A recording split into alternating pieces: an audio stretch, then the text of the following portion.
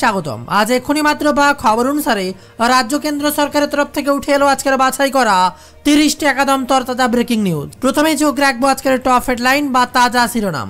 কাঠিবাজি থাকবেই, বাংলায় থমকে গিয়েছে দল, হারের পর বিস্ফোরক দাবি এবার দিলীপ ঘোষ। উত্তরে ভারী বৃষ্টি আর দক্ষিণবঙ্গে চরম অস্বস্তি। দক্ষিণবঙ্গে বর্ষা প্রবেশ কবে উঠে এলো তা নিয়ে বিরাট বড় খবর।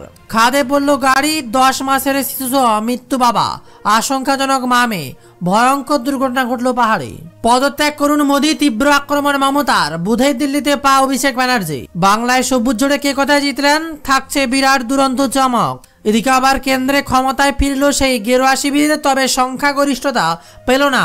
আর তারপরে বদলে গেল দোকানপাটের জিনিসপত্র থেকে বাজার দর।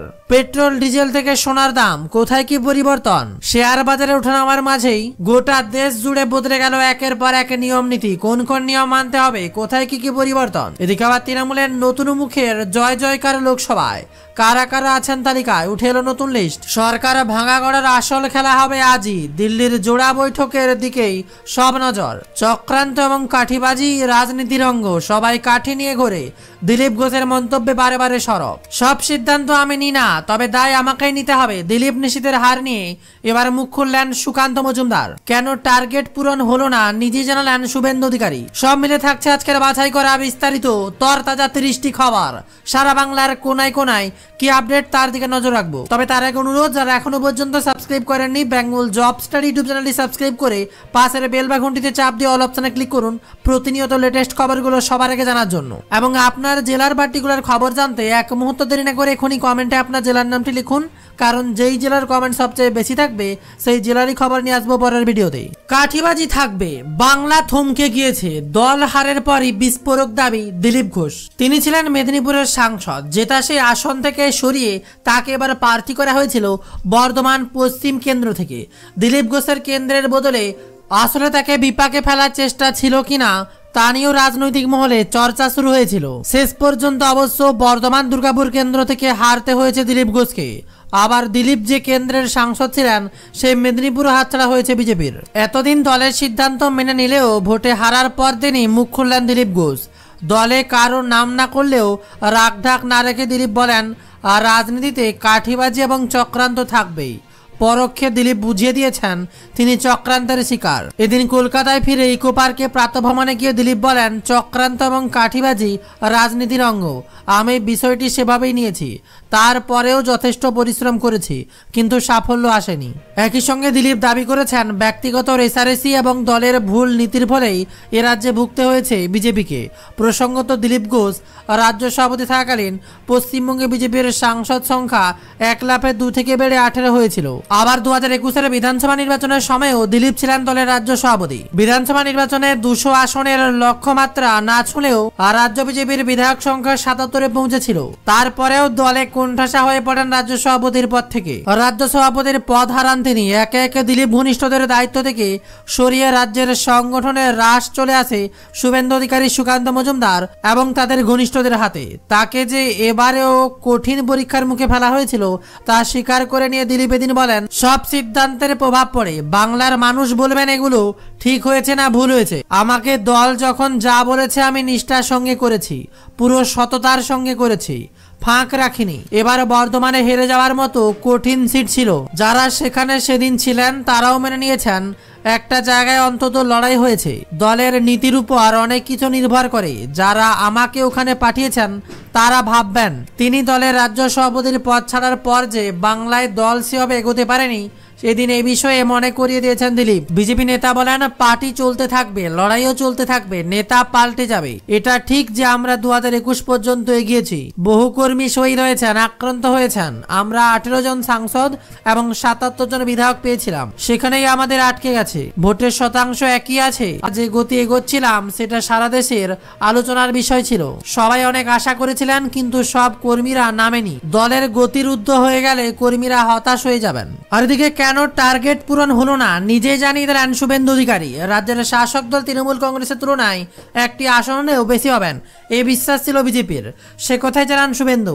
বিজেপির রাজ্য সভাপতি সুকান্ত মজুমদার একই লক্ষ্যের কথা বলেছিলেন, সেটাও তুলে ধরেন শুভেন্দু। বাংলায় প্রত্যাশা অনুযায়ী ফল না হওয়ার কারণে যে কারণ দেখিয়েছেন এগুলি মূলত বলেন শুভেন্দু অধিকারী বিজেপির তরফ থেকে আতঙ্ক করানোর চেষ্টা হয়েছিল, সে কথা জানান। লোকসভা নির্বাচনে বাংলার বড় টার্গেট ছিল বিজেপি, কিন্তু বলার অপেক্ষা রাখে না সেই টার্গেট পূরণ হয়নি। প্রাথমিকভাবে বাংলা থেকে 35 আসনের লক্ষ্যের কথা জানিয়েছিলেন বিজেপির কেন্দ্র নেতৃত্ব, তারপরে সেটা কমে 30 হয়, আর এদিনের ফলে তা আরও কমে দাঁড়ায় 12টি আসন। 2019-এর থেকে যা অনেকটাই কম। মঙ্গলবার ফলাফল স্পষ্ট হওয়ার পর সাংবাদিক সম্মেলনে বিধানসভার বিরোধী দলের নেতা তথা বঙ্গ বিজেপির শীর্ষ সারির নেতা শুভেন্দু অধিকারী নিজেদের টার্গেট এবং তা পূরণ না হওয়ায় নানান কারণ তুলে ধরেন। তবে সার্বিকভাবে দেশের ফলে সন্তুষ্টের কথাই জানিয়েছেন নন্দীগ্রামের বিধায়ক। বাংলায় যে সমস্ত মানুষ বিজেপির উপর আস্থা রেখেছিলেন তাদের সকলের প্রতি কৃতজ্ঞতা জানিয়েছেন তিনি। প্রত্যাশা পূরণ না হওয়ার মূল কারণ হিসেবে দিন লক্ষ্মীর ভাণ্ডারের ফ্যাক্টর কথাই তুলে ধরেছেন শুভেন্দু। রাজ্যের শাসক দল তৃণমূল কংগ্রেসের তুলনায় একটি আসন হলেও পাবেন এই বিশ্বাস ছিল বিরোধী দল নেতার।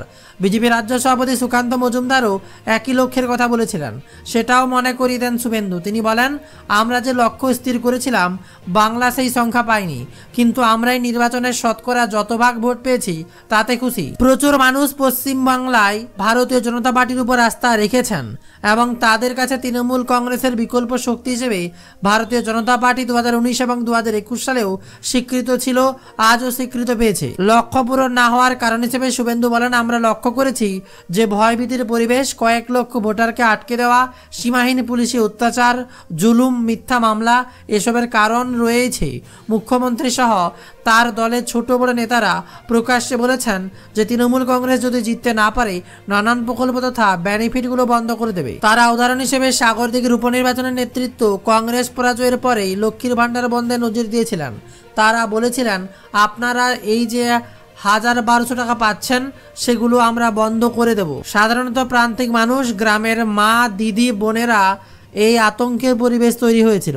বাংলার প্রত্যাশা অনুযায়ী ফল না হওয়ার কারণ হিসেবে এগুলো মূলত বলেন শুভেন্দু অধিকারী। বিজেপির তরফ থেকে আতঙ্ক করানোর চেষ্টা হয়েছিল সে কথা জানান। বলেন, আমরা বিজেপির রাজ্যগুলোর উদাহরণ দিয়েছি। পশ্চিমবঙ্গের ডাবল ইঞ্জিন সরকার তৈরি হলে আরো বেশি সহযোগিতা করব, জনমুখী প্রকল্পগুলো চালু থাকবে, অর্থনৈতিক স্বনির্ভরের লক্ষ্যে আমরা কাজ করব। আমাদের মাননীয় মন্ত্রী অমিত শাহজিও একটি সভা থেকে বলে গিয়েছিলেন, এই যে কেন্দ্রীয় প্রকল্পগুলো এগুলো আমরা বন্ধ করব না, এর অর্থ বৃদ্ধি করবে। কিন্তু শুভেন্দুরা যেমনটা ভেবেছিলেন বাংলার মানুষের একটা বড় অংশ তেমনটা ভাবেনি, তাই দিনের ফলাফল পরিষ্কার। আর তার মাঝে বিরাট বড় খবর, বঙ্গে সবুজ ঝড় আর তারপরে ইন্ডিয়া বৈঠকে যোগ দেবেন অভিষেক বন্দ্যোপাধ্যায়। এক্সিট পোলের হিসেব সম্পূর্ণ উল্টো দিয়ে বাংলার সংখ্যাগরিষ্ঠতা পেল তৃণমূল কংগ্রেস। এবার জাতীয় রাজনীতিতে তৃণমূল কংগ্রেসের ভূমিকা কি হবে তা নিয়ে চলছে জোর চর্চা। এর মধ্যেই আজ বুধবার দিল্লিতে সন্ধ্যে 6টায় বসতে চলেছে বৈঠক, ইন্ডিয়া বৈঠক, আর সেখানেই যোগ দেবেন তৃণমূল কংগ্রেস। লোকসভায় আসন সংখ্যা নিরিখে বাংলায় থাকছে মমতা বন্দ্যোপাধ্যায়ের হাতে, কিন্তু গোটা দেশেই চিত্র বদল হয়েছে। একক সংখ্যাগরিষ্ঠতা পাননি নরেন্দ্র মোদী, তাই বুধবার ইন্ডিয়া জোটের বৈঠকে যোগ দিতে অভিষেক বন্দ্যোপাধ্যায়কে নির্দেশ দিলেন তৃণমূল সুপ্রিমো। মমতা বন্দ্যোপাধ্যায় বলেন, আমি গোটা দেশের ফল দেখেছি, তখন সব ফল সামনে আসেনি, তবে বিষয়টি পরিষ্কার হয়ে গিয়েছে। তাই আমি ফোন করেছিলাম অখিলেশ যাদবকে, ফোন করেছি শরদ পাওয়ার, কল্পনা সরেনকে, অরবিন্দের স্ত্রী সহ যাদের ফোন পেয়েছি। বুধবার ইন্ডিয়া জোটের বৈঠক আছে, সেখানে আমি যেতে পারবো না, কারণ রাজ্যটাকে তো সিআরপিএফ এর হাতে ছেড়ে দিতে পারি না, তাহলে তো ওরা বাংলার মানুষের উপর অত্যাচার করবে। তার বক্তব্য, আমি অভিষেককে অনুরোধ করব যেতে, কারণ সে দেশের মধ্যে সবচেয়ে বেশি ভোট পেয়ে রেকর্ডে গিয়েছে, তাই ওকে ইন্ডিয়া জোটের বৈঠকে যেতে বলবো, সব নেতা নেত্রীদের সঙ্গে কথা বলতে বলবো। এবার আর ইডি সিবিআই দিয়ে অত্যাচার করলে চলবে না। এখন আর নরেন্দ্র মোদী ইচ্ছে করলেই সংসদে বিল পাস করতে পারবে না। দেশের কোনো বিরোধী নেতা নেত্রীর উপর যদি অত্যাচার হয় তাহলে দিল্লির বুকে আন্দোলন হবে। এবার নিজে যেতে না পারলে অভিষেক বন্দ্যোপাধ্যায় যাবেন বলে সিদ্ধান্ত নিয়েছেন বাংলার মুখ্যমন্ত্রী।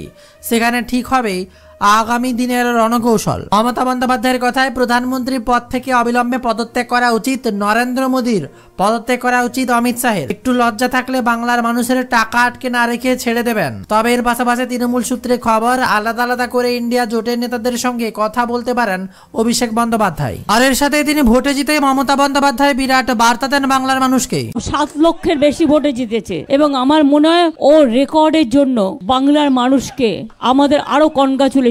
এদেরকে দিল্লির শিক্ষা নেওয়া উচিত, রিগিং করে কিছু হয় না। আমি প্রথমে একটু বাংলায় বলবো, কারণ আমি তো বাংলা রাজ্যের মানুষ। আমি বাংলার সকল মামাটি মানুষকে আমার অন্তরের অভিনন্দন, শুভনন্দন, ধন্যবাদ। ভোটে জয়লাভ করে বাংলার মানুষকে ধন্যবাদ জানালেন বাংলার মুখ্যমন্ত্রী মমতা বন্দ্যোপাধ্যায়। ব্যাপক জয় জয়কার। একদিকে অভিষেক বন্দ্যোপাধ্যায়কে পাশে বসিয়ে তার 7 লক্ষ ভোটের জয় নিয়ে বাংলার মানুষকেই ধন্যবাদ জানিয়েছেন তিনি। আর এর পরই সরাসরি সাংবাদিকদের বিরাট বার্তা দিলেন মমতা ব্যানার্জি। তাদের যে ভোটের সমীক্ষা, তাতে এবার মমতা ব্যানার্জি ধুয়ে দিলেন সাংবাদিকদেরই।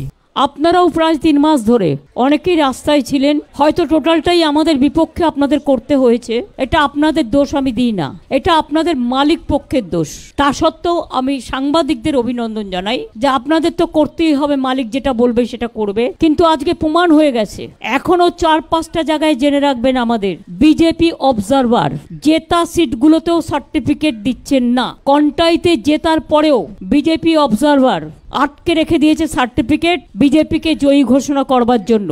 এইভাবে নরেন্দ্র মোদী, মমতা বন্দ্যোপাধ্যায় চোখে আঙ্গুল দিয়ে দেখিয়ে দেন কিভাবে ভোটে জিতার পুরো সার্টিফিকেট দিচ্ছেন না। এবারে কাঁথিতেও জয়লাভ করে, আর তা মমতা বন্দ্যোপাধ্যায় নিজেই ঘোষণা করে জানিয়ে দিলেন। আরো কয়েকটা সিট যেহেতু উনি মেজরিটি পাননি, এবং সবচেয়ে বড় কৃতিত্ব আজকে ভারতবর্ষের জনগণের, যে নরেন্দ্র মোদীকে সিঙ্গেল লার্জেস্ট পার্টি হিসেবে গুরুত্ব দেননি, বরঞ্চ বাংলার মানুষকে আমি অভিনন্দন জানাবো। 2/3 মেজরিটির ওপর বেশি আমরা যদি প্রত্যেকটা অ্যাসেম্বলি কাউন্ট করি, ভোট কাউন্ট করি, আমাদের ভোটের সংখ্যা অনেক বেড়েছে। ইভেন যেখানে আমরা হেরেছিও কম, 5,000, 7,000, 10,000 জোর করে হারানো হয়েছে। অবজারভাররা যদি রাজনীতি করে, সেখানে আম রিয়েলি সরি, আরও 3-4টে সিট আমাদের পাওয়ার কথা আছে। দরকার হলে কিছু সিটে রিকাউন্টিংও হবে। তমলুকে আপনারা দেখেছেন, ওটা ইলেকশন নয়, যা করেছিল নন্দীগ্রামে আমার সময়, ওখানেও টোটালটা রিক করেছে।